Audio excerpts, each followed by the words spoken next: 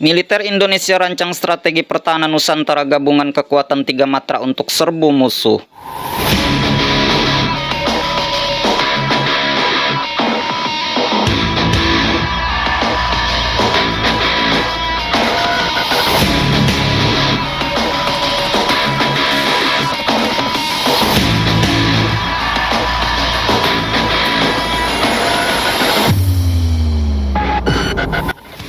Militer Indonesia setidaknya harus bersiap mengenai situasi terburuk, yaitu meletusnya perang. Situasi bisa bertambah lebih buruk lagi bila militer Indonesia harus menghadapi pertempuran tidak berimbang, yakni lawan yang mempunyai kemampuan jauh di atas militer Indonesia.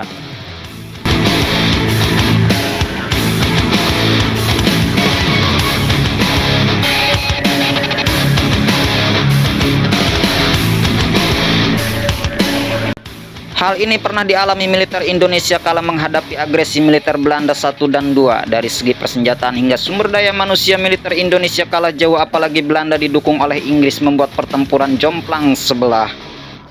Tetapi militer Indonesia bersama rakyat ternyata berhasil menahan gempuran Belanda itu. Indonesia memakai siasat nomor 1 yang digagas Panglima Sudirman, yakni masuk ke hutan untuk mengubah Pulau Jawa sebagai medan gerilya besar.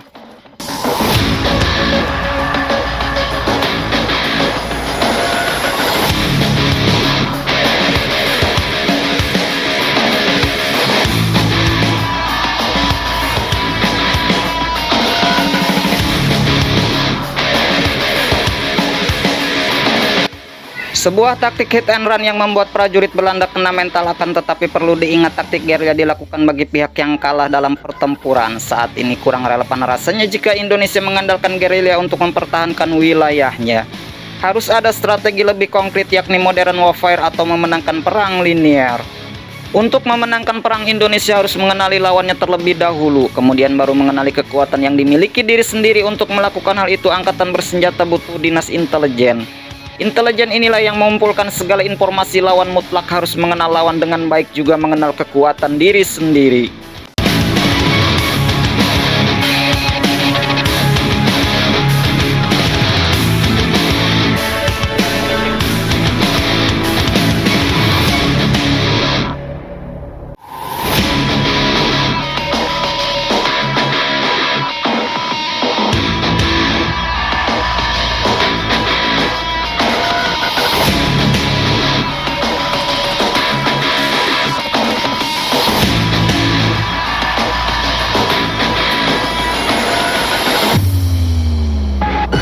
Pada umumnya negara-negara di dunia melakukan pengumpulan data intelijen negara-negara di sekelilingnya yang berkaitan dengan kekuatan, kemampuan, dan kerawanan data. Data-data tersebut dikenal sebagai order of battle atau diterjemahkan sebagai susunan bertempur musuh.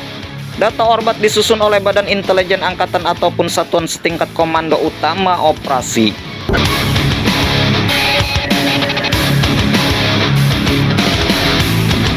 Setelah data terkumpul, maka militer Indonesia akan mengenal struktur organisasi pemerintahan maupun angkatan bersenjata lawannya. Data ini digunakan untuk menentukan prioritas sasaran strategis lawan mana dahulu yang harus disingkirkan.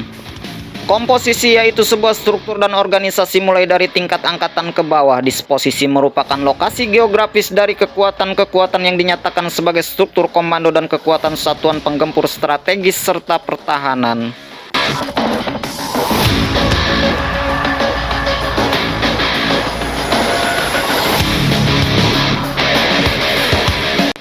Sistem pelatihan taktik satuan penggelaran logistik data teknis elektronik. Jelasnya masalahnya bila orbat menunjukkan bahwa daya gempur lawan lebih besar dibanding Indonesia. Cara menghadapinya dengan perang asimetris tak adil bagi yang lemah. Dari kekuatan orbat sebuah negara, yang sangat patut selalu diwaspadai adalah seberapa besar kemampuan penyerang strategis yang mereka miliki serta kemungkinan daya rusaknya. Mau tidak mau, Indonesia akan menghadapinya dengan kombinasi serangan dari darat, laut, dan udara. Strategi pengawalan Nusantara ini memadukan strategi dari matra ketiga, yaitu strategi pengawalan pulau besar oleh Angkatan Darat, strategi pertahanan laut Nusantara oleh TNI Angkatan Laut, dan strategi udara Kepulauan Nusantara oleh TNI Angkatan Udara menjadi satu kesatuan strategi militer yang komprehensif dalam menjaga keamanan, integritas, dan keutuhan negara kesatuan Republik Indonesia. Maka saat ini pemerintah harus mengupayakan penguatan militer Indonesia sebagai jawaban atas berbagai potensi ancaman itu.